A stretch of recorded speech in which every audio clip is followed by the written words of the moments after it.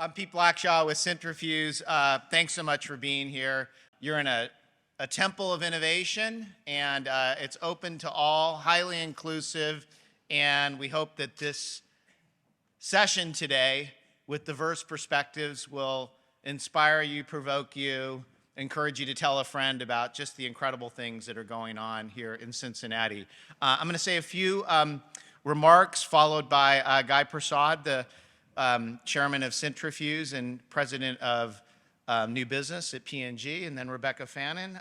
Let's give it up. She's the author who's creating a really, really important conversation that we need to keep alive post this particular event, because I think the big theme that we're going to cover today is that there's undiscovered treasure in the Midwest. We truly are moving from Rust Belt to Tech Belt, and we need to kind of keep that momentum going here. The timing is perfect. Even at Centrifuge, we just completed a 10-year assessment with some help from McKinsey to look at our innovation ecosystem, and we asked some really hard questions about what's working, what's not. The good news is that they concluded that everything we've been doing in the last 10 years is on track. Tremendous potential, but we need to step up the volume. Other regions are getting really, really competitive. And so some of the things that we're looking at doing are retooling our fund-to-fund strategy, which has about $180 million in invested capital. We're going to double down more on local impact, helping local fund managers doing more direct investment. So I hope that's inspiration to the startup entrepreneurs that are out there. We're also looking to get much smarter about how we drive big co-startup collaboration, and I think we're making some really good headway there. We're talking a lot about cluster focus. Many of you in the room have been in discussions about fintech, sustainability, supply chain. We know those are big, untapped strengths that could become bigger strengths. It could draw big federal dollars if we really are unified, so that's a big area. And McKinsey also talked about creating a much smarter front door to the ecosystem, which I think we're doing a great job on through areas like Startup Cincy, but we're going to do even more. I wanted to just highlight, in the spirit of product placement, a couple things I'm particularly proud of that Centrifuge and our startup ecosystem is doing. Number one, and part of this is coming out of the McKinsey assessment, is really stepping up the services to startup entrepreneurs. I often remind myself every morning when I look in the mirror, we're all about helping startups win. And so we've really been focusing on what can we do in our startup services organization when you walk through the door that we can help you out on. So we're about to launch, for example, a data desk where if you need help modeling out your startup opportunity, looking at how many VCs are out there, projecting market size, we will make available to you at no cost as a member CB Insights, PitchBook, whatever data that you need will help you model out the potential. We're providing technical talent sourcing. We're providing a world of marketing support that can really help you position yourself when you talk to VCs. We're even providing an intern marketplace where we are placing dozens of interns across our startup landscape, and we're even bringing a bunch within Centrifuge. That's the startup services. Within Startup Cincy, I can't even begin to describe everything that's going on. I don't know where Kate, Emma, Donna are, but there's just a dream team that's kind of really doing everything they can to help startups win at the broader ecosystem level. So for example, we have, you all know about Startup Cincy Week. They're working hand in hand with key stakeholders, Alloy, Blue North, Cincy Tech, ECDI, Endeavor, Flywheel, Product Refinery, Ready, and all these different groups. We're really working as a unified ecosystem. And I think that's one thing that's just really unique about our ecosystem relative to others, but it's still an area where we need to dial up even more. Take advantage of the tools that we have available, like the Knowledge Hub that just launched, or the Resource Compass on startupcincy.com. Free, accessible, inclusive. It keeps getting better, don't blink, but a lot of great content. And nowhere is there a better example of what we are doing well than our partnership with the city that's going on right now, where we are putting together, I think, one of the most impressive hacks in the nation on a pressing, relevant issue, recycling, where we not only have 25 startup teams that are about to pitch to the city, but also to over a dozen major companies that have rallied around this opportunity. And who are they? We're talking, it's not just Guy's P&G, it's Kroger, it's MadTree, it's Coke, Pepsi, Ohio Beverage Association, Michelman, a whole bunch. But there's a really interesting chemistry that's emerging between identifying these big pressing pain points, whether it's litter last year or recycling this year, and figuring out how we can kind of take those challenges and turn it into startup growth opportunities. So a lot of things are going on. And then the last thing I would just say, and I'm sure we'll bring it up in the conversation, is that the timing this year could not be better. The work that we do in the next 6 months will shape the next 25 years for Cincinnati and for the country. We're embarking upon a once-in-a-lifetime industrial policy in the U.S. where $1 trillion is being allocated across the country from infrastructure, chips and science, to IRA, which is basically a climate tech bill. And the regions that get organized, get focused, get disciplined are going to reap the awards. And that's why this conversation, this book is so critical right now. So let's jump into the conversation. It's my pleasure to invite the chair of Centrifuge, Guy Persad, who's played a really, really important role in shaping our strategy, keeping the CEO focused, and just being a big advocate for everything we're going to talk about today. Guy?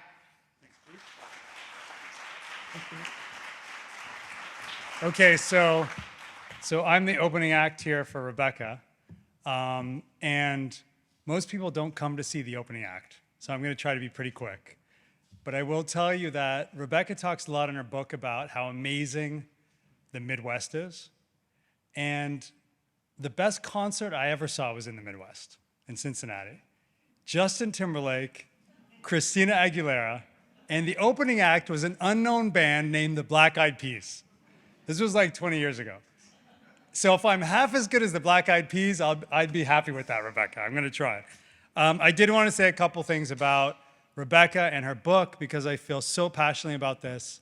When I first saw the title, Silicon Heartland, I used to play this game called word association a lot when I was a kid. I don't know if you guys have ever played it. Somebody says a word and then you say the first word that comes to your mind. I've never put the word Silicon and Heartland together before. When I saw it, I thought, this is really interesting. I read the book. So I found 5 words in her book that are such a huge connection for me and my experiences, and I wanted to go through them quickly one at a time. The first one is underestimated. Rebecca talks a lot about how the Midwest, places like Cincinnati, are underestimated. That leaders from the coast, whether in business or in other things, consider us the flyover region to get to the other coast. And I have to say that myself, before I came to Cincinnati, I would be one of those that underestimated our city and the Heartland. So I was in Toronto working at Procter & Gamble, and my boss at the time, who was based in Cincinnati, called me and said, great news. You're coming down to the big time. You're going to relocate to our global headquarters in Cincinnati, Ohio. So I went and told my parents, great news, I'm going to the big time, Cincinnati. And they said, Cincinnati? WKRP in Cincinnati? That was the only Cincinnati they knew. And I packed up my Honda Prelude. I've told some of you this story. I drove down the I-75, and a funny thing happened because the first year, I went home every month. The second year, I went home every 3 months. The third year, my friends started to come to Cincinnati to visit me. The fourth year, my girlfriend relocated from New York to move to Cincinnati to be with me. And by the 5th year, I never wanted to leave. And as I was reading through Rebecca's book, it really connected with me that these cities and these towns in this part of our country are so incredible, but you can't really fully appreciate them until you're here and you live here. And we would love more people to be aware of our amazing place. And this is one of the things that I think the book really does, which I really connected with. The second thing is homecoming. So for Rebecca, who's from Lancaster, researching this book and writing this book was a bit of a homecoming for her. And after I started in Cincinnati with P&G in Cincinnati, I went to Geneva, Switzerland. I then came back to Cincinnati, and then I left again and went to China, then Latin America, and then I came back a third time. And somebody once told me that if you go to a city once, it's because you like it. If you go back to a city again for the second time, you probably love it. And if you go back a third time, it's home. And I came back to Cincinnati in 2010. I came back again in 2020. And for me, this is home now. And I never would have come back after seeing the world if I hadn't appreciated some of the things that Rebecca lays out in her book. So the second word for me is homecoming. The third is the power of our people. And I'm going to read some stats here that for me are incredible. The first one is from Rebecca's book, which is, we used to be known as the Rust Belt, right? We now have 500,000 tech leaders, talent in our region, that's growing 10% a year, faster than any other discipline. Some other hits. We have over 450 international companies now in Cincinnati, 6,000 small and mid-sized businesses. We have 500 startups and 30,000 new grads every year. UC was named #1 in the country amongst public universities for co-op programs. Our Cincinnati startups raised $700 million in capital last year. This is the highest we've ever seen. We've never seen numbers like this before. And I'm very confident I'm going to be standing here soon talking about our first billion. So we are growing very, very rapidly right now in a different way than before. The fourth is regional diversity. So Rebecca talks a lot about this. Now, diversity is something that we talk about a lot. And my family came from a country called Guyana. I was the first person born in the developed world in Canada. And when my parents arrived, they said, we're going to raise you as a Canadian. So what do Canadians do? They skate. So by the age of 2, I learned how to skate. By the age of 5, I started playing ice hockey. And as I grew up, I would listen to classic rock with my ice hockey friends and come home listening to Caribbean music and Caribbean food and eating Caribbean food with my family. So my concept of a diversity was very much about the magic and uniqueness of the individual and not necessarily any particular group. And I love this about Rebecca's book because she talks a lot about entrepreneurial diversity and the diversity we have in the Midwest. I was speaking at a conference last year on entrepreneurs, and I spent time with a rural couple that was just outside of Cincinnati who said they felt left out of the conversation because they had a tremendous innovative idea, but they couldn't get access to capital. So I'm so passionate about creating more opportunities so that entrepreneurs from our region don't have to leave to go to the coasts to get access to capital. It's a tremendous opportunity for us. That's the fourth one. And the fifth one, and the final one, is commitment. So what I love about what Rebecca's doing here is she's not just walking the talk, she's talking the talk. Because we need more, at P&G we call it gross rating points, so how much your media is broadcasted. We need a lot of gross rating points for our region because there's so much to offer here. And I love the commitment. We have the commitment in Centrifuge, and thanks to so many of you who are helping us to make Greater Cincinnati the fastest growing startup hub in the Midwest and one day the US. I absolutely believe we can do it. And we've decided to focus on supporting local startups. So as I introduce and welcome Rebecca, I wanted you to join me in recognizing her for what she's done. And in the words of the Black Eyed Peas, where is the love? It's right here in Greater Cincinnati. So give it up for Rebecca. Thank you, Rebecca.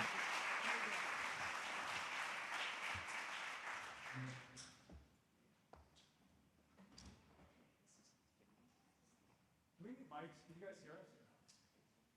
Yeah? I think, let me try to get a couple and see if these work.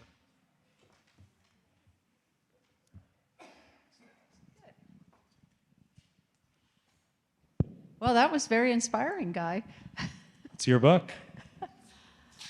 I was so flattered, actually, yeah. Okay, well, look, as a journalist, I've written a lot about P&G in the past, from New York City and also Silicon Valley, but never from Cincinnati, and Ohio is my home state. So now I get this chance to interview Guy. Guy, you talked a lot about how you're impressed with what you're seeing in the Midwest and innovation. And can you tell us more from your role as P&G, at P&G, and in charge of, new ventures and new products? It's an amazing role. And so can you tell us a little bit more about that, what you're doing? Great question. It's completely blown me away. So with P&G, I was in Geneva, Guangzhou, China, Panama, Latin America, and then I started my career in Toronto. Okay. And you mention a lot in your book, resourcefulness, focus, humility, authenticity.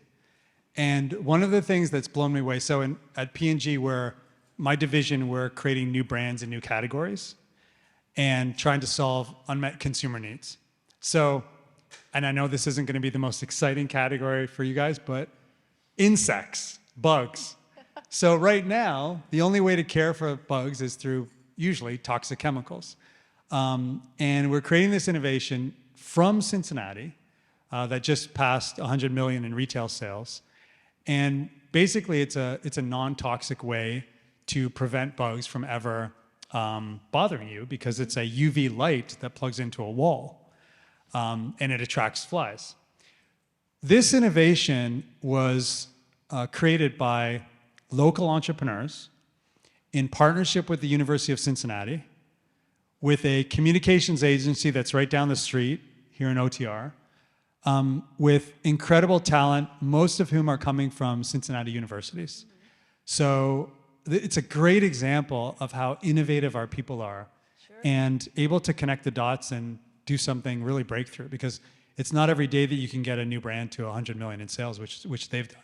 Yeah, and in my book, I talk about an example of innovation in the plastics recycling business with Pure Cycle in Ironton, Ohio, which is near where my relatives had their farm years ago. So when I went back to Ironton and I discovered this plastics recycling plant and then learned that the innovation came from P&G, I was so amazed, and it was just a great story. So that's one of my lead stories in the book, about how that innovation came from P&G and how that recycling plant can really change our environmental policies and help the world.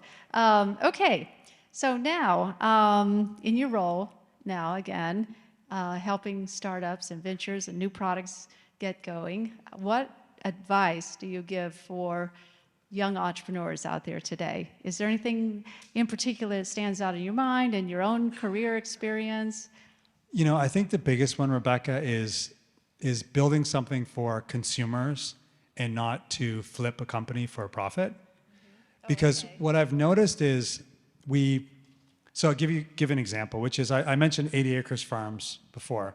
Yeah. So 80 Acres Farms, I think, is a tremendous example of Heartland innovation. Born from the farming community, vertical farming, sustainable farming, and great tasting vegetables. Now, I won't name this product because I think it hasn't launched yet, but Mike, the CEO of 80 Acres Farms, was here in Centrifuge, and he came to one of our Centrifuge meetings. Pete, you might remember this. And he was so proud of this new product. It's either a fruit or a vegetable. I won't tell you what it is, but it was absolutely delicious. And the way he was describing it and the care with which he was, consumers want this to be juicier and this kind of color. It was really about the product and the consumer, and not how quickly to flip it and make a profit. And I think that, to me, is the biggest difference that we're seeing between entrepreneurs that we can really partner with and help versus maybe something that's more short term. So that would be the biggest advice I would give, which is build it to last and build it for the consumer, because you really have a lot of passion for the product versus thinking of the end profit game. Okay, you just reminded me, yesterday I visited in Newport, Kentucky. I know it's Kentucky, but I know it's part of the metro. I don't know if she's here, Rachel, the Incubator Kitchen Collective.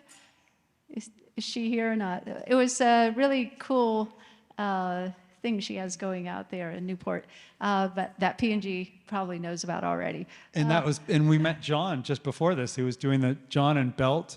The Beltways, there he is. Those high-speed belts that are hopefully going to come to CVG. That's another great example. Yeah. Yeah, everywhere I go, I'm on my book tour. I'm in week 3. I keep hearing about the Cincinnati airport and how innovative it is. So we'll get to hear a little bit more about that in our panel that's coming up. And so Nisham's going to join me up here, and Tim Schigel and Joe Otto, and we're going to hear from Pete again as well. So and Tim Ryan from University of Cincinnati. So that's coming up next. So Sounds stay good. with us. So Thanks, thank you, Rebecca. Guy. Thank you.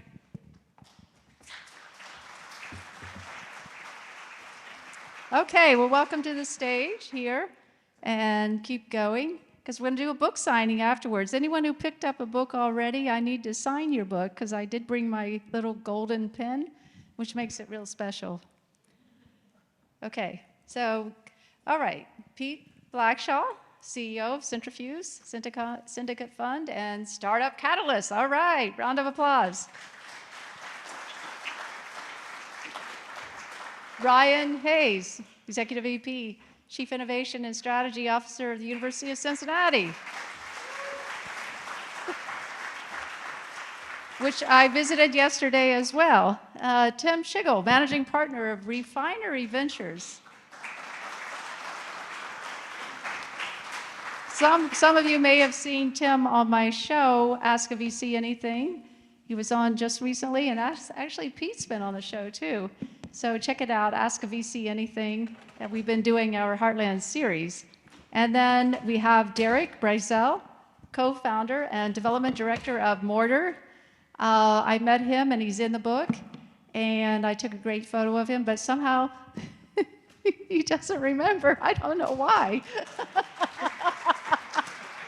But trust me, it's a great photo, and I got to share it with you again. Can't wait to see it. Yeah, all right, good. I'm glad he has a good sense of humor. So, all right, so let's kick this off with, Nisham is up here. Yes, Nisham, yes. Nisham Marks, Director of Strategic Innovation at CVG International Airport. Need a bigger tent.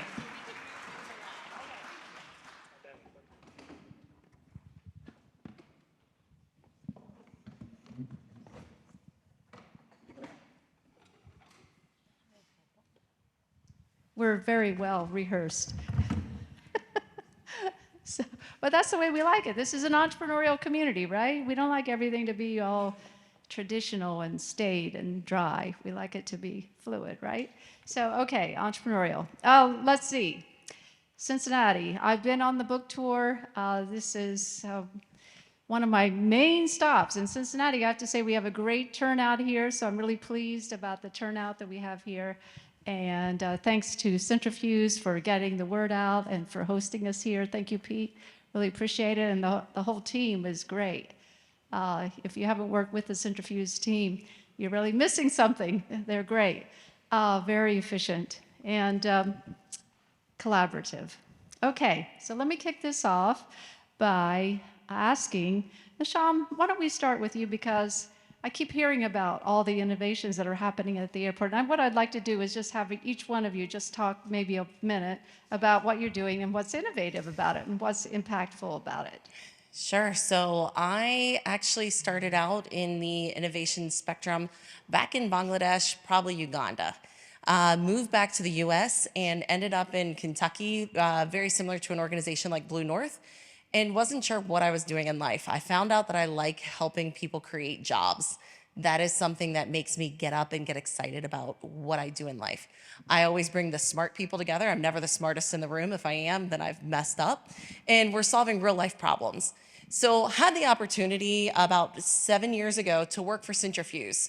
I know many of you from my days at Centrifuge, and my role was to help make sure that all of the corporations knew how to connect with startups. And I was supposed to know all of these amazing innovation teams, and I knew their trials and tribulations, and what are those startups that my colleagues were working with that could solve them. While we would be sitting up in different conference rooms and doing these different matchmakings, I kept noticing this airport.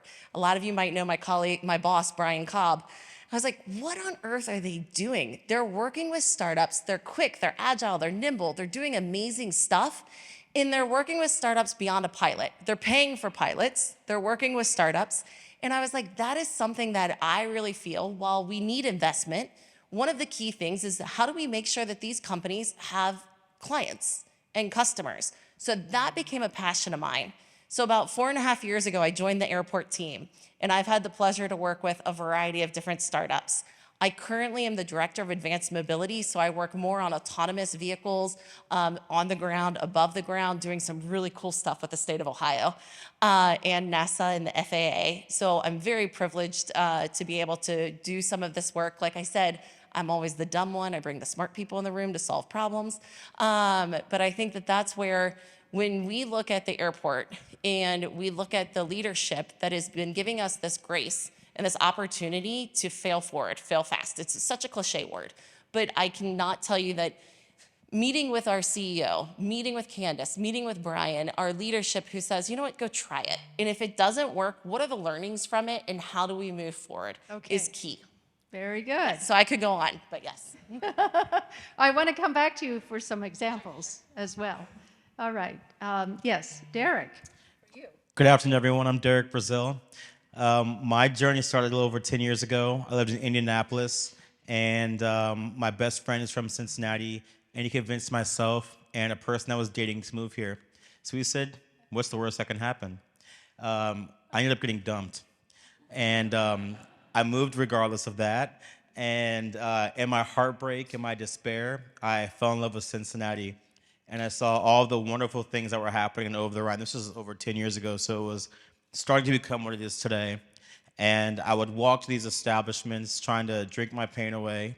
And I would go to these new places, and then I would walk by people who looked like me on the way to those places. And I felt like there was so much more this neighborhood could become if everybody was invited to participate in this revitalization.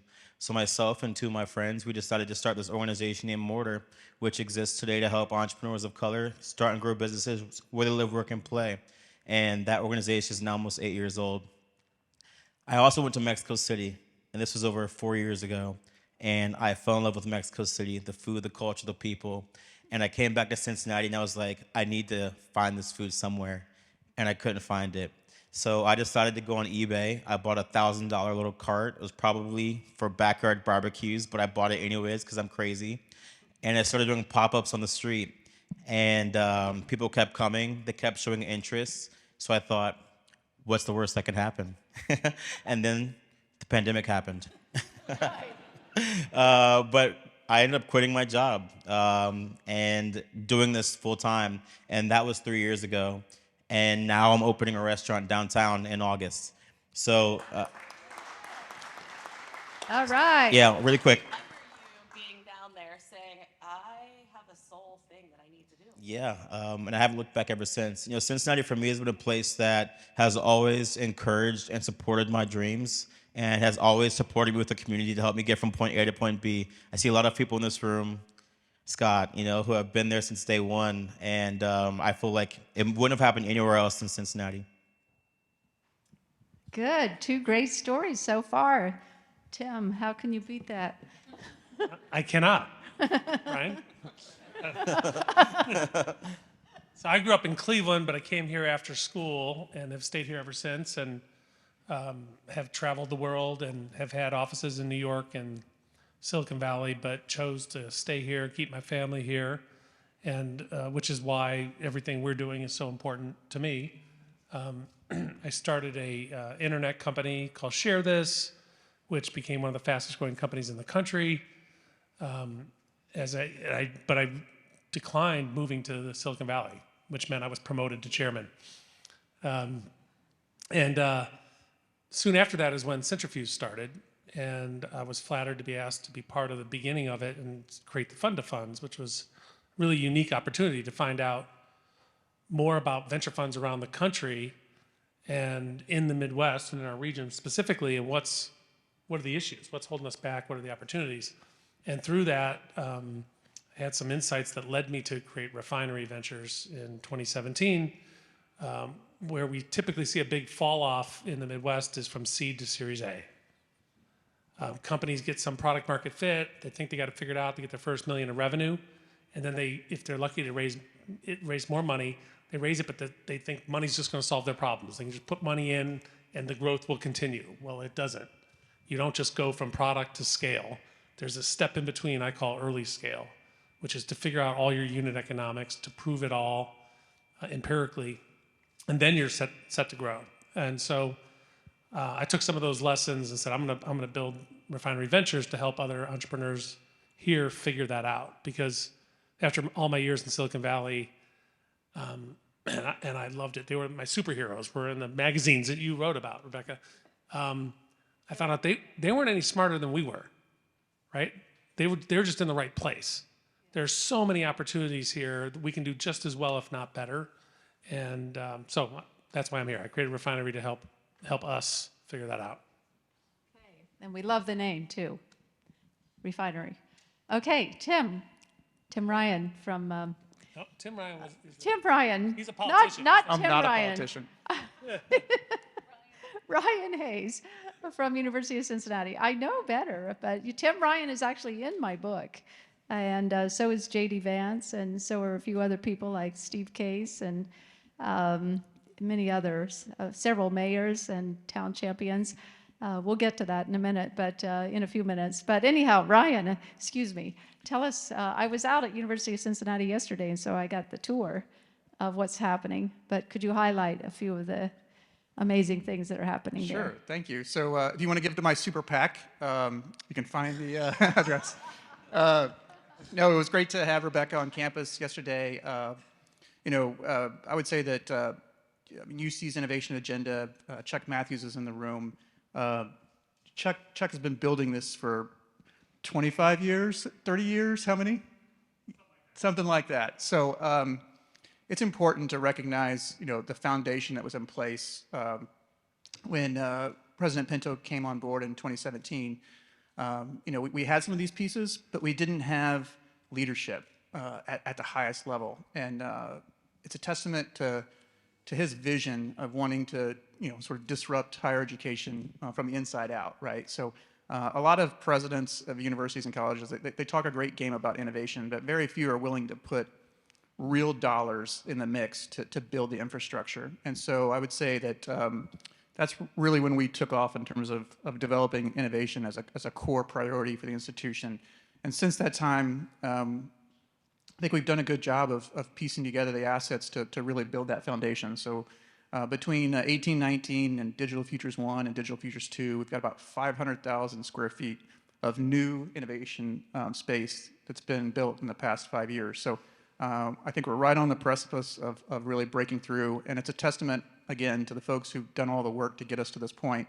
But I can't miss this opportunity to say that the collaboration with Centrifuge, Alloy, Cincy Tech, that's sort of our secret sauce. If we can get that right and take that to the next level, I think that's going to put Cincinnati on a different trajectory.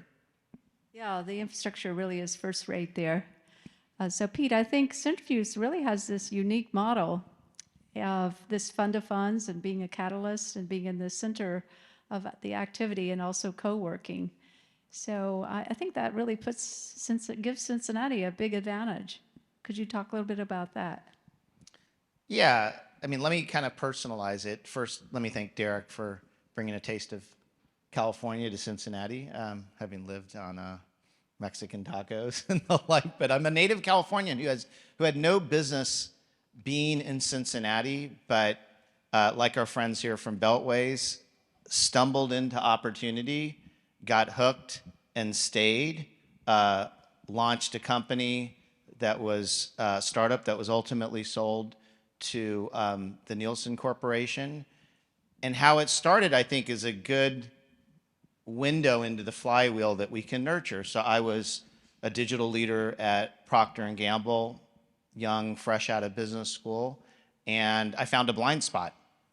And Procter was launching new brands, and viral consumers online were slowing down the launch, if not capsizing the launches. And that led me to conclude there's a really big idea to help companies interpret, manage, process consumer feedback, and that led to Planet Feedback. And when I decided, like Tim, I decided not to go to Silicon Valley. I felt there was a an underleveraged competitive advantage in the Midwest. In fact, right down the street in an OTR, and that turned out to be a huge advantage. It was actually easier to recruit people, easier to kind of retain them over time. The venture capital community, the ecosystem, which was far earlier than it is now, was very eager to support startups. And that was something that I remembered when I had the opportunity to kind of come back and start this company. But I think there's this really powerful connection between pain points that we identify either in the corporations that we're working or on the outside, turning that into startup value. And then that's part of the art of that, the whole product market fit. And then leveraging the ecosystem to kind of give you a competitive advantage, but also give you insurance. Because I lived through the dot-com crash and most of the dot-coms washed away. I actually think I survived because the community kind of gave us a longer runway to be successful. And I think that's something that we have in the Midwest, which is patience, maybe a longer term view. Maybe we're a little bit more conservative in certain areas, but maybe that's the competitive advantage at a time when we get overhyped by so many different areas that are out there. So, and at Centrifuge, we're geared towards helping those startups on that journey at whatever stage that you are. And again, I think the opportunity is unlimited. Okay. So one of the themes that I'm hearing from various groups that I've spoken to already is they're worried about how they're going to be developing. Are they going to become a miniature Silicon Valley? And what are the hazards of that? And how can they prevent becoming another Silicon Valley? So this is an issue that I keep hearing about. So I'd like to hear from the panelists. Do you think that Cincinnati how do you think Cincinnati is positioned to grow over the next decade? Is it going to be another Silicon Valley, or is it going to have some unique blend here? And how's it going to prevent some of the bad issues of growth, of hyper growth happening? As this region goes from rust to tech, and goes from stagnant to growth, to high growth maybe, and population increase, and millennials moving in, and housing prices going up, and traffic jams. Okay. Yeah, so I don't think it's a good strategy to try to copy Silicon Valley, right? So each region is different. We have unique assets here. I think there's likely to be 20 or 30 regions that pop up that have certain strengths in certain areas. We have a very interesting region, and the line from Detroit down to Tennessee to Nashville, Oak Ridge Labs, right? The innovation supply chain through that whole sector is huge, right? And so I think there's going to be a reawakening that happens there. You know, one of the things you do find that I think is a negative attribute of Silicon Valley at this point. Two things, I guess. One is what you mentioned, which is it's just growth at all costs, which we're seeing the result of that kind of behavior right now, right? When the market turns the other way, which it always does. Second, though, is a very transactional sort of culture, right? Where people size you up immediately to figure out what can you offer me right now. And a place like Cincinnati, the social part of the community is so strong here, and even among other Midwest cities, like the group CBC, Cincinnati Business Chamber, who is the top 30 CEOs in town, make up this, and they can't send a delegate. It's only the CEOs. They're the ones that created 3CDC, which is over the Rhine, wouldn't exist without 3CDC and much of the new development in Cincinnati. And they use the same model for startups and created Centrifuge. That level of collaboration doesn't happen in any other city. And when I was part of Centrifuge, other cities asked us to come and talk to them about how did you do that, et cetera. And they just said, our corporates don't talk to each other. You go to Chicago, they don't know each other. They don't even know each other. I mean, they don't collaborate. And for as big as Chicago is from a population standpoint, I think they still basically under-index in terms of innovation and venture startups. So, Derek, to your point, there's a ton of support here. And what we need to do is create what I call this faster learning loops, That's the benefit in Silicon Valley is people are learning from failures very, very quickly, and there's a lot of them. So people are learning from each other quickly. And so getting together, and that's the great thing about Centrifuge, is people can get together and hear the stories, hear what's working, but most importantly, what's not working. That's where we learn the most, is from the things that don't work, right? So I think those are just some of the things that come to mind. You know, and as you say that, I'm thinking about the startup failure rate. It's about the same here in the Midwest as it is in Silicon Valley or anywhere. It's not any worse or better. It's about the same. So actually, some of the companies that I wrote about in my book have struggled. A few have made it big time, but some have struggled, just like you would see in Silicon Valley. So there are lessons along with that as well.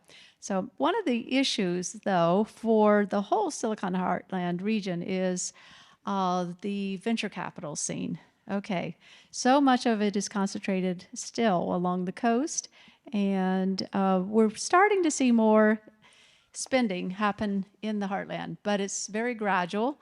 And I'd like for the panelists to talk about how the gap can be filled. How can startups get this money? And in today's world, too, with Silicon Valley Bank collapse and venture capital is tightened up as well. So what do you think are the issues for startups raising money today? And do you have any suggestions for them in this kind of tight climate? Tim, it's your fault. You were at once my boss with Wendy Lee, and I still believe if you can get a customer, you can get funding. And so that's where I feel like something that Cincinnati, especially Greater Cincinnati, has the opportunity to win is to actually be a customer to these startups. Actually work with them. Don't do free pilots. Don't do freemiums. How do you figure out what is that? And it doesn't have to be, we are quasi-government. We can't necessarily do some of the funding that others can. But I think that there is a big opportunity to be had when you are able to make sure that there is a paying customer with feedback, with honest feedback, that is able to help your company grow, that then makes someone like yourself more interested in investing in them. And then when we can bring that ecosystem that with the universities, often when we're working with a startup, if they don't have boots on the ground, we look towards the universities to be those boots on the ground. So there's that ecosystem that I think Cincinnati really has built out to be able to have your startup, your corporation, your university, the bench strength, and then the VCs. It attracts those VCs as well as the ones that are here. It's amazing what CVG Airport has done in terms of working with startups, and we talk often with the startups they're working with. If Pete, here's a challenge: if Centrifuge can get every other corporate entity to be like CVG, this would be off the charts. Yeah. Certainly Cincinnati has this huge advantage with the large corporations here that are very savvy about how to go about R&D and how to go about marketing and getting the word out. So P&G, Kroger, Fifth Third Bank, so many great foundations here in Cincinnati. So let me just ask, what do you think are the challenges that the city faces to get to the next level of growth? The population is pretty stagnant. If you look at Columbus, it's a 15% growth over the last decade, but Cincinnati is flat, no growth. So what does Cincinnati need to get to the next level? I have a couple comments. One, Columbus sucks. Let's just throw it out there. So attitudes, we need attitude. We're way better than Columbus, so. And not an original Cincinnatian. Just throw it out there. Yeah, not original, but I'm a homer now. A couple things. One, we need billionaires. Like, money needs to flow, and it needs to flow in a way that you don't care what happens. And we need that to happen for people who succeed and fail and everywhere in between. Humbly, as someone who's seen Over the Rhine grow, I think we just need to be really aggressive about growth and being really aggressive and having an attitude about us being different from anywhere else. If I'm somewhere like in the coast, I'm looking for somewhere to live, why is Cincinnati any different from Columbus? Why is Cincinnati any different from Louisville? If you're here, you know that, but to them, they're like, oh, you're from Cleveland? They don't know the difference.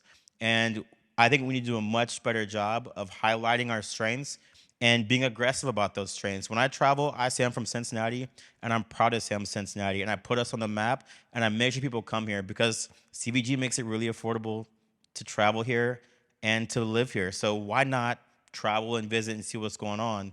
So humbly, I think Cincinnati is a great place, but we're too humble, we're too nice. We need to be more aggressive and just be confident about who we are. Yeah, it is a cultural difference from Silicon Valley for sure.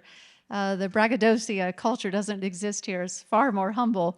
But as you're talking about the airport, I was just remembering that I heard yesterday that a new flight is starting from here to go to London. Yes. And actually, no, so we do have a lot of new flights that are coming, but one that was announced June 5th, we'll have British Airways I think it's 5 days a week, will be flying directly to Heathrow. So we have new flights that are coming. And that is, when I look at the airport, and actually one of the things that made me really want to go to the airport is the economic driver, economics and the scale of growth. If I think of Indianapolis and what made Indianapolis a really good tech hub, it had to do with the sale of Salesforce Exact Target purchasing Salesforce. Exact Target purchasing Salesforce didn't happen from government incentives. I mean, it helped, but what really put that over the edge was direct flights to the Valley. So their investors could be there, so their employees could connect and be together. So with that sale of Exact Target to Salesforce, I joke that our region got a brewery with Braxton, but you also had a lot of that wealth created. So people had those millions of dollars that they said, okay, I don't really want to work for this company. I want to go create something new. I want to go venture build something with a corporation, with a university. And I think that's key. So as we look at, the airport, we want to be able to be that catalyst for the region to help it grow. Right. I would, two things on that I think about a lot. I mean, I think we need a greater sense of, much greater sense of urgency. And I mean, it ties to what Derek was saying before. I mean, how do you take an extreme challenge and really turn it into a big opportunity? I mean, I've been a shareholder of P&G for as long as I've been here. And success with the big cos is just kind of incremental growth in the stock price. And yet we're competing in a startup world where it's all about kind of step change innovation, hockey stick growth. And so how do you balance those two things? And how do you translate the corporate culture into a world of rapid iteration startup pilots? And this is a bit of a love fest, but these are really, really, really hard questions. And how do you give a sense of snooze you lose to a region that's very, very kind of comfortable, humble at a time when everybody out there is competing? I also think we need more of an activist spirit. If you really look objectively at what has moved Cincinnati, you think about the unrest from 20 years ago, it woke up our city. It led to innovation. It led constituencies that never talked to each other to really struggle over very, very tough issues. It disrupted the schema. It opened up innovation. It led to 3CDC. It changed OTR. Not all the issues are resolved, but it dove into the tension. And how do you get into the tension? Kate Harmon just invited me to join a group at UC called Net Impact. They're all about changing things tomorrow, not 10 years from now. And I think what works in Silicon Valley that I would love to see more of here is two competing constituencies. They want to get filthy rich and they want to change the world. They hate each other, but they need each other. Maybe we don't need to get filthy rich, but that tension between wealth creation and changing the world, I think, will help this ecosystem move a lot faster. And at a time when every other region in the Midwest is competing for federal dollars, we really need to double down on urgency. Yeah. No, I'm thinking about Detroit and Tulsa, which are moving ahead fast because of the diversity element, the Black Wall Street in Tulsa and Detroit with a huge minority population, and it's very creative. So I think with that diversity, you get creativity. And also you get creativity when things are bad, like Pete was just saying. Things get so bad, you have to change. It has to change. So we are seeing that change now. So one of the interesting things that I've been hearing about on the tour, and I've been in Silicon Valley, and I've talked about this trend in Silicon Valley. I've talked about this trend in New York. I've talked about it in Austin, where I met Nasham at South by Southwest. So I've been getting a lot of feedback about what's going on here in the Heartland, and I think one of the questions that always comes up is, well, how long do you think this is going to take? And so when I first started the book, I was very optimistic, thinking, yes, I think this is going to happen very quickly. But then COVID hit, and so that slowed things down. But now I say that it probably could be another decade, and you just said decade, that things before things really change. But maybe a decade is good because we need to get used to change. And this is a more traditional conservative area, and we need to get used to the cultural changes that are going to come with having more tech and less of the factory work and different kinds of tech jobs, AI, robotics, biotech, all of these new kinds of jobs are going to attract new people. And so I just bring those issues up because I think it's something to think about. As I don't know how many city planners we have in the room, but at several of my events, we've had city planners in the room who are thinking about these issues big time, and mayors in the room thinking about it too. So I think that's a good sign. I may not have seen that ever in Silicon Valley. I don't see really the congenial community aspect in Silicon Valley that I see here in the Heartland markets, which I think is really reassuring.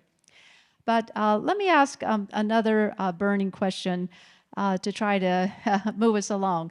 So why isn't there an Elon Musk or a Steve Jobs yet in the Heartland? I have a question for you guys. Who here grew up with a family business? Or who here grew up with a family member who created something? Oh, a lot. I think that there actually are. I will say I'm a product of a family business that can be a franchise, depending on if my dad was too stubborn or not. My husband has a company that could be a franchise. Your taco company, other companies, whether they're high tech or maybe they're scalable. And I think that what you'll see when you look at a lot within Ohio and in the Midwest in general is you have a lot of businesses. We need to figure out how to break down those barriers. I'm the first to tell you, 2020, I got married. I love my husband dearly. It also helped that he needed healthcare, and we looked and we're like, it's $600 for him to have healthcare or $1 for me. So while I love my husband, we got married for healthcare. How are they, when I tell my parents that, they're blown away. Because when my dad started his business in the 60s, what do you mean? He could get a home loan, he could get health care, he could do all of the things that anyone else in a normal business. So how do we alleviate some of those barriers that allow people to then eventually become the Steve Jobs, that allow people to own a home even though they're seen as unemployed because they own their own business? I think those are some of the things that I think would really change and allow us to have some of those people. That's a good point. Any other comments about the Elon Musk issue? Question. Some of it's just bad luck. We just haven't had the big wins. I mean, other regions in the Midwest have had, big winners, and we need to figure out how we kind of create that step change unicorn. I hate to overly use that word, but you have to have big winners to kind of create that type of wealth creation that then creates that flywheel. We don't have it, so we'll have to figure out other ways of kind of getting there, and we will. And maybe we'll have to seduce the Elon Musks and others to invest more in Cincinnati. They're inherently opportunistic. They're looking for better markets to grow, moving to Austin, and for example. So there could be opportunities to benefit from those leaders, because this is a low-hanging fruit, ground floor opportunity region that few people know about. We just need to be better ambassadors. Okay, from flyover country to fly in country and fly to country, right? Okay, anyone have any questions? No? No questions? Aha. Always count on one. So one of the things that I've noticed across a lot of the other cities has been this ability to retain their young professional talent. However, Ohio, we were in Cleveland at another such summit, and we heard the stat that 70% of students in universities in Ohio leave the state as soon as they graduate, which is disheartening if you're looking for talent to grow. So what are some of the thoughts, ideas, innovations to keep that talent? Well, Tulsa's paying workers to relocate there.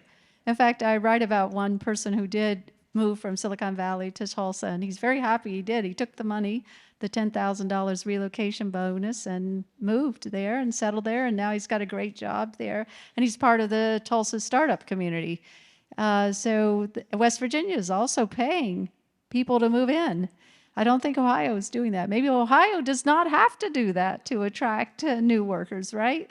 But to retain, yeah. I mean, it's a good question. Yeah. So I think Showing them that they can do cool stuff. I mean, a lot of our, Yeah. hey, you want to work with autonomous vehicles? You can do that. We have many autonomous vehicles on our campus. You want to work with an interesting startup? You can do that. So I think, when I grew up here, no offense, I thought I had to go work at Procter & Gamble or become a lawyer.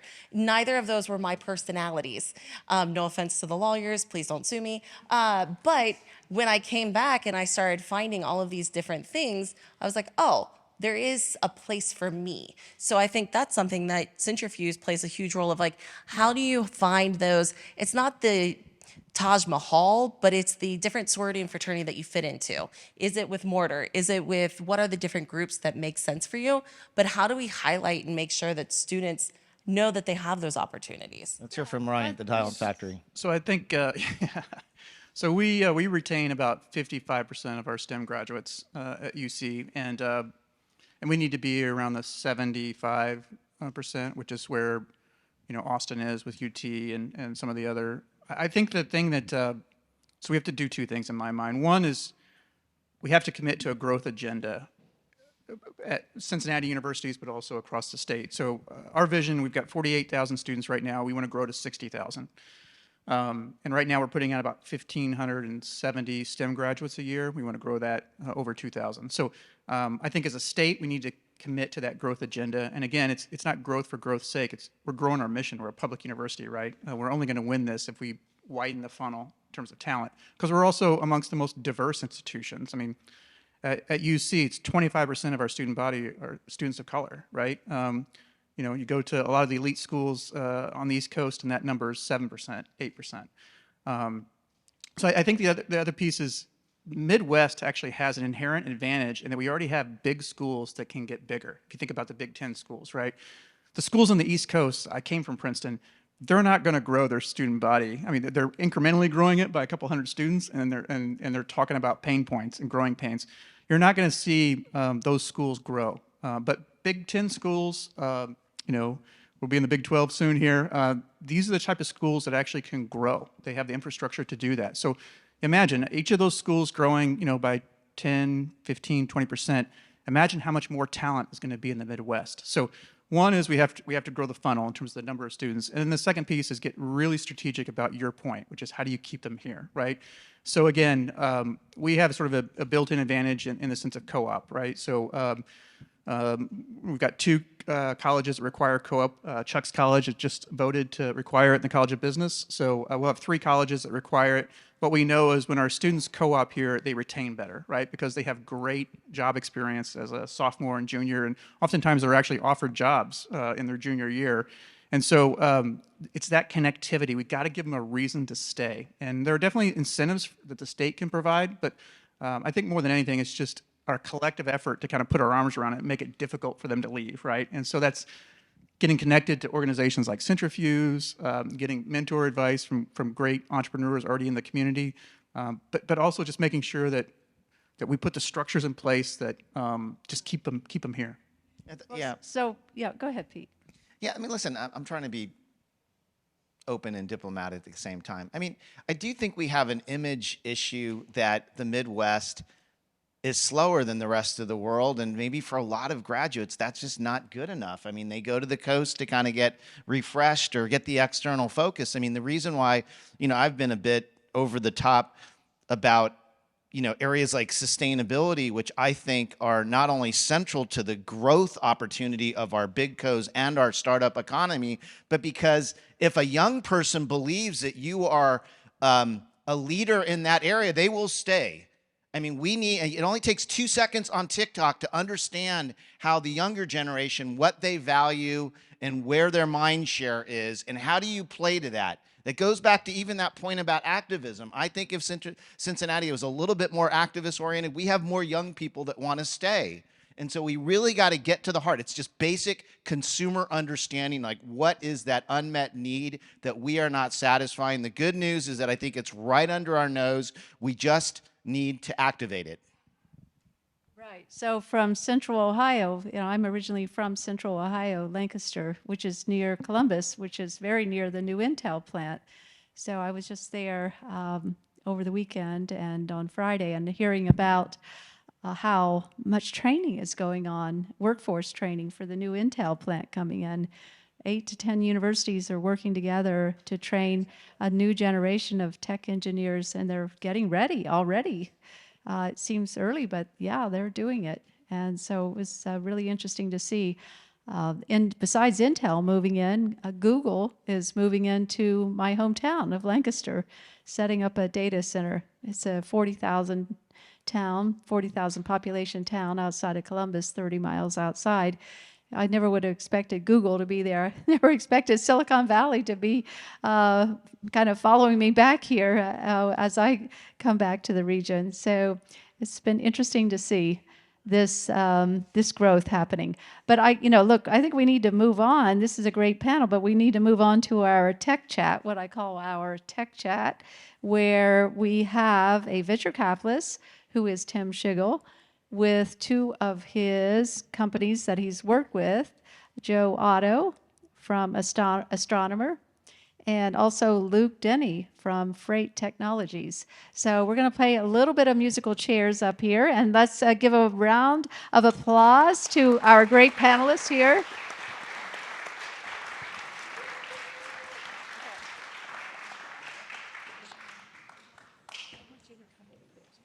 Yeah, okay. I'll just be over here. Okay.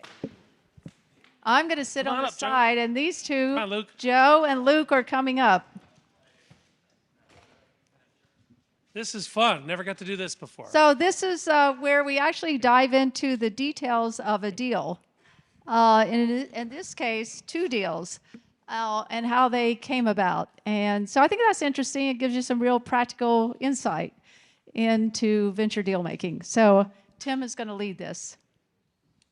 So this is a unique opportunity because if anybody's been watching the news, we just invested in Freight.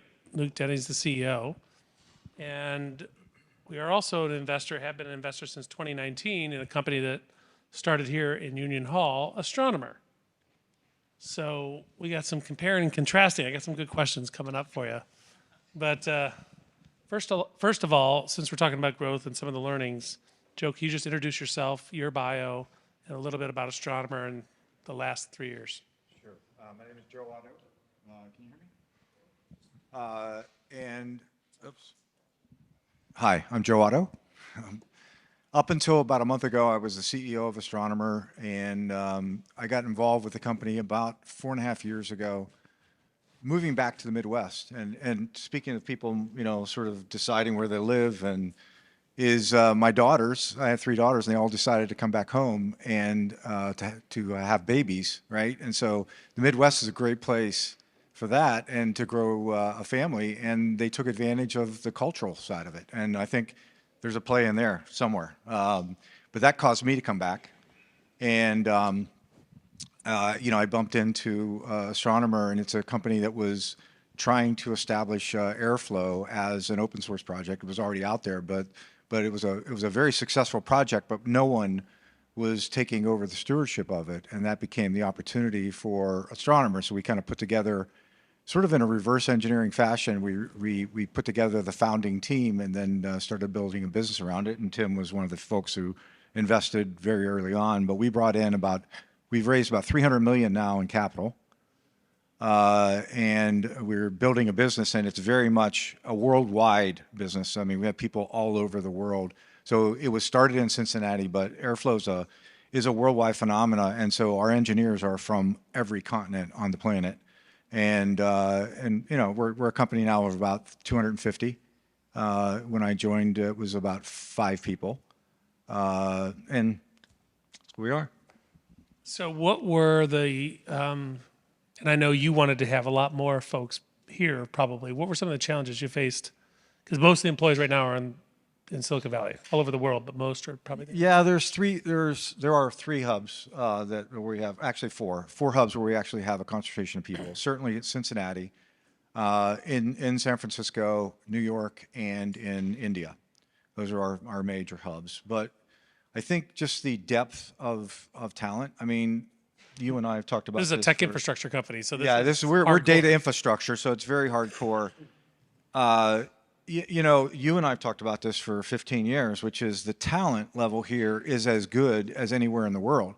It's the depth, where you can't get enough people at times to get have enough depth in there, and for people to move around, and to have the ability to recruit.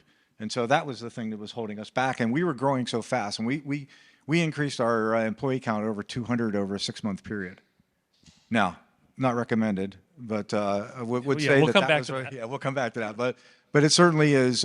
It's a depth issue, and so you know we had to be more remote.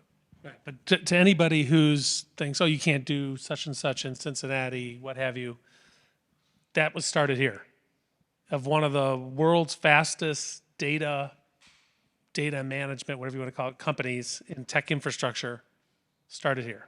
Yeah. Well, yeah. And again, I want to be clear. You know, the open source project that was called Airflow was not created here, but it was sitting there as an opportunity. And these things are everywhere, right? So it doesn't mean that you have to actually invent it sometimes. You know, you can look at it, and what I found, I was working in the West Coast, very familiar with Airflow. It went through the valley like wildfire. Everyone was using it. Then I'm moving back to the Midwest, and I run into Rye Walker and the team, and they were using Airflow to solve problems for Procter & Gamble and Kroger and Home Depot and Nationwide Insurance. Very, very different use cases. And they weren't even thinking about it other than, well, we use this tool and it solves our problem. It's the best tool we have. And then we kind of looked at it and said, well, geez, there's no one really running this project. When open source projects are a very interesting place to drive software companies. And, you know, we took over the project sort of, you know, just by doing work. We reverse engineered the founding team, and we took it from 60,000 downloads a month. And over the next 4 years, it's up to 16 million downloads a month of this project. And this is one of the most successful open source projects on the planet. And there's nothing that's more viral.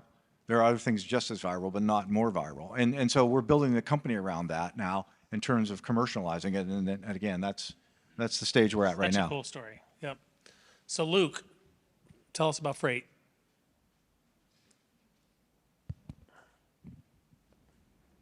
You got it. Yeah. Yeah. So Freight is a on-demand transportation platform where we have about 15,000 drivers across the U.S. On this platform performing on-demand deliveries for shippers of all shapes and sizes. So we work with anyone from Sherwin-Williams to the tile shop to exciting brands that we're working with right now like LL Flooring and Floor & Decor. And we just signed an agreement with Walmart to be doing deliveries for them.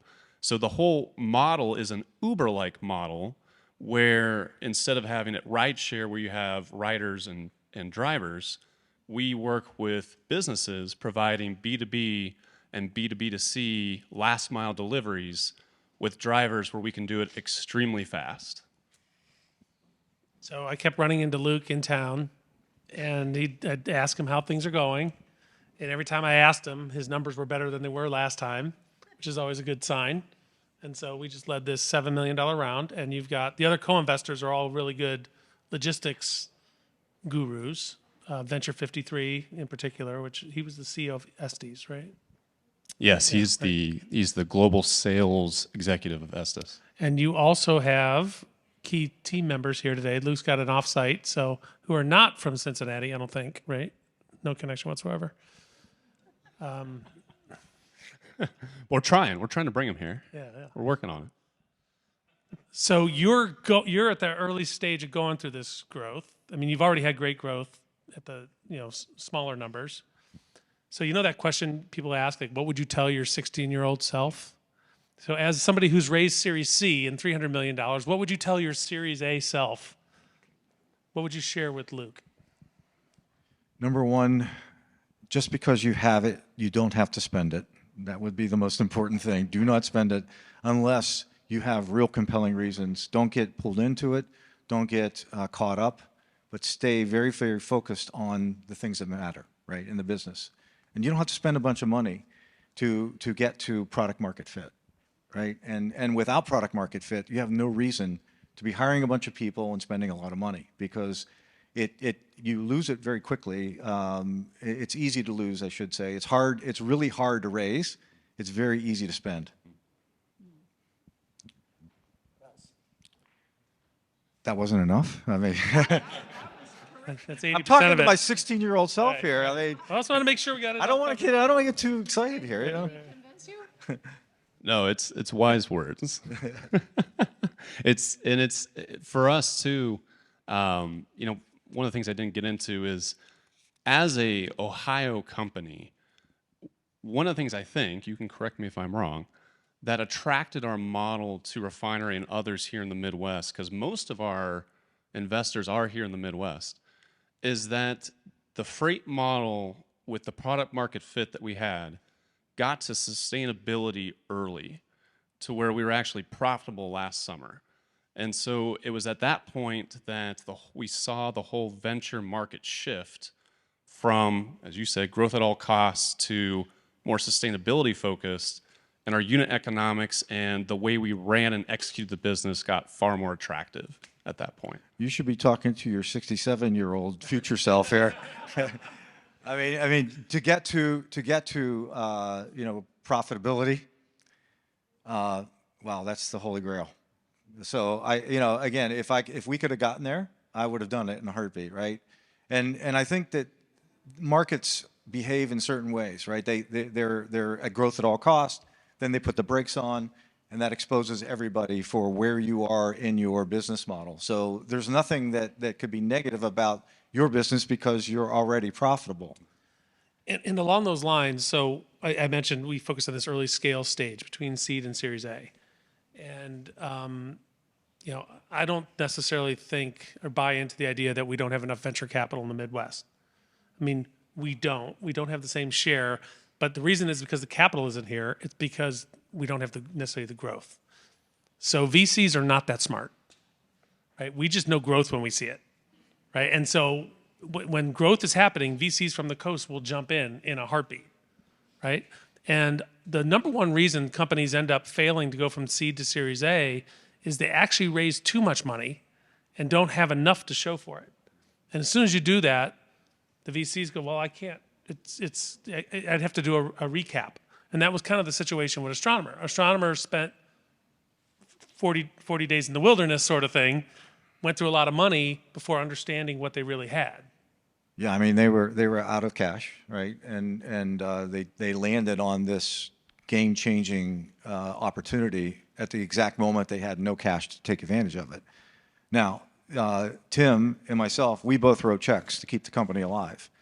And then we pulled in the West Coast guys, right? And so I think that's another story where, you know, taking a risk, a calculated risk, is what you know, is the you know, the instigator of the opportunity. You have to be willing to do that. You also have to let a company fail.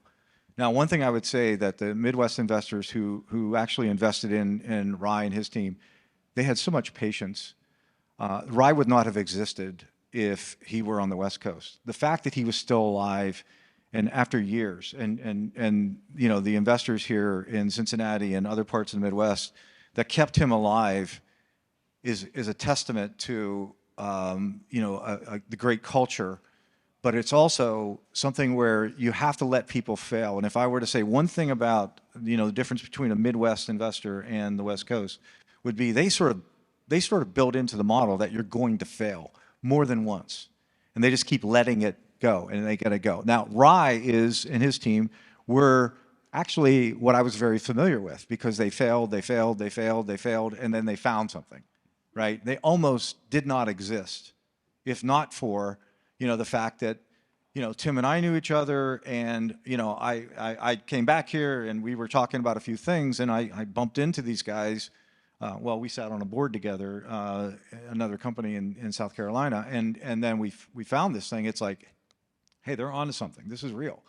And we could, you know, if not for Tim, and it's not for, you know, myself, Rye would not have existed and we wouldn't have gotten that next step. But when we did raise, it took us like 20 minutes to get the first check.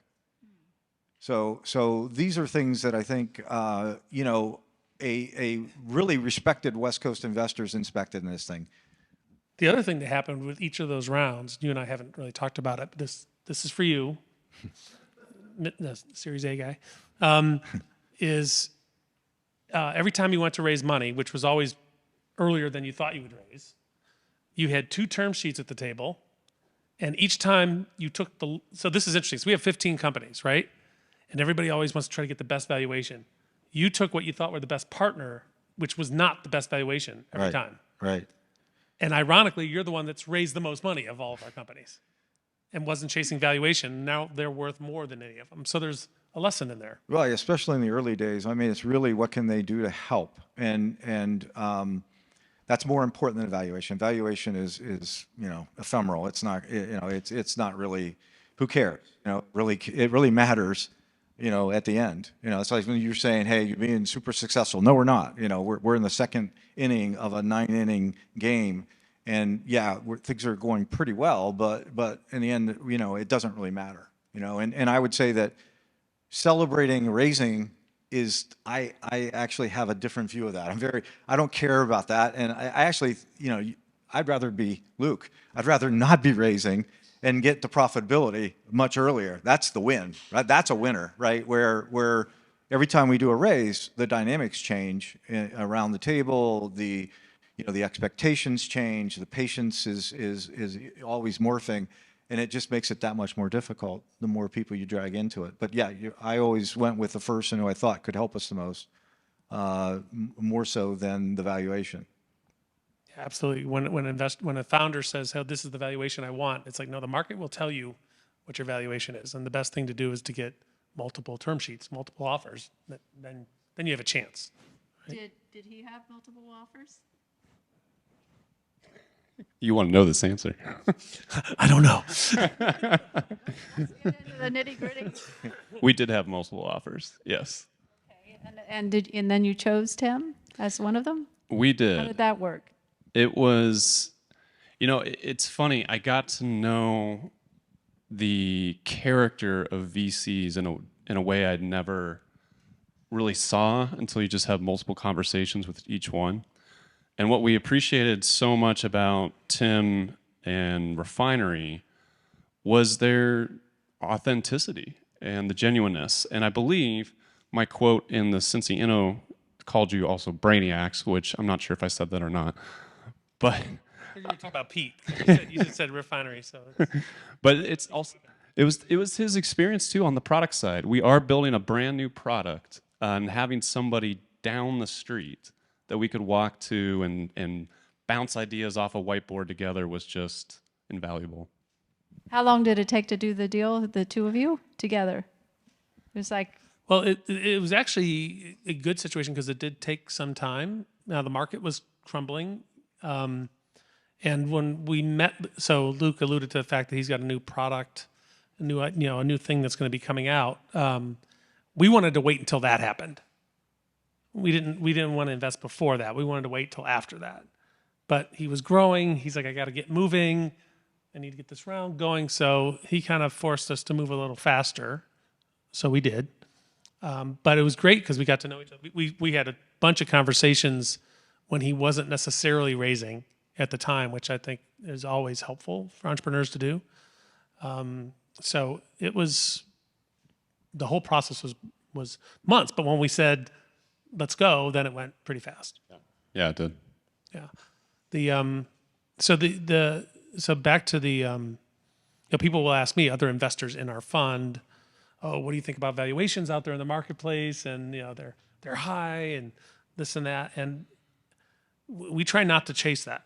I mean, sometimes we do, but we really try not to. And that if an entrepreneur doesn't understand the value that we're bringing to the table, then that's either their tough luck or maybe we just can't help them. Product market fit. Exactly. That's our product market fit. the Silicon Valley collapse impact any of you? Yeah, we had like 5 days of hell. Yeah, but it all worked out. So out of 15 companies, we had only three that had money with SVB. Now, SVB, this is not, they have been great to venture capital. I mean, I used them when I was at Share This. A lot of firms, they built their business around it. And the collapse had nothing to do with that part of their business, really. It was a phrase people didn't understand called treasury management. But I was like, oh, good, only 3 of our companies had money at SVB. Oh, shoot, one of them was Astronomer. We had a lot of money in A lot. in SVB. Yeah. Yeah, and unfortunately, I didn't have Jay Powell on speed dial, so there's not much I could do. So what did you do? I mean, you got the money back. Yes, we did. You know, this is another, if I was talking to my 16-year-old self, would be, you know, don't take anything for granted. You know, follow the golden rules of diversify and spread things around and make sure that you know the rules. We didn't have a second account. We just had it all in the SVB. And a lot of people were absolutely, we got advance notice because some of our investors were, you know, very early in that whole narrative, but we had no place to put the money because we didn't have a second account. So we had to go through the whole process of opening up a new account, and that literally took, you know, You were waiting in line for the teller? we were waiting in line. We were waiting in line. It was, well, no, we actually, JP Morgan is an investor, and so we were able to go down the expedited path, but it really wasn't fast enough because we were literally, it was hours.